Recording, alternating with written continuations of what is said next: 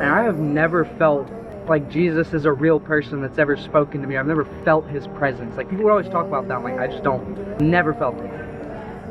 How much time were you spending honestly in prayer, honestly in scripture, saying, God, please reveal yourself to me?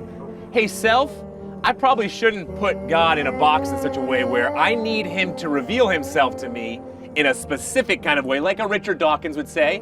If God spells my name in the sky and then tells me in the sky to do something, then I believe in him.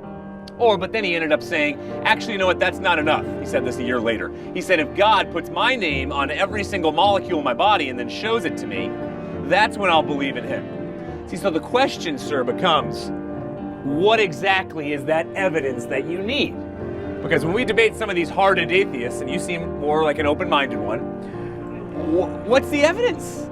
What's the evidence that you need?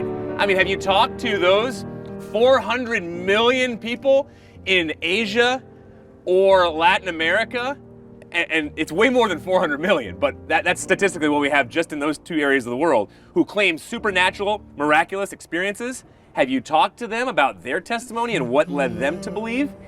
See, because you have to nail down, as a worship pastor's son, whatever your background is this an emotional bias? And am I telling God, this is how it needs to be? Physically reveal yourself to me, and then I'll come to know you. See, when the slip starts showing on a male or female atheist, when it shows itself to me, is the Richard Dawkins example, and it's also when I say, okay, well, what's the evidence you need? Oh, don't ask me that. Don't ask me that. And I'll say, are you kidding me?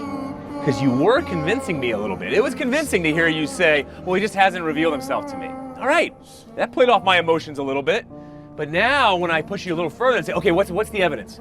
Don't do that. Don't ever do that to me. Because I know I will be fudging things and embarrass myself when I have to answer that.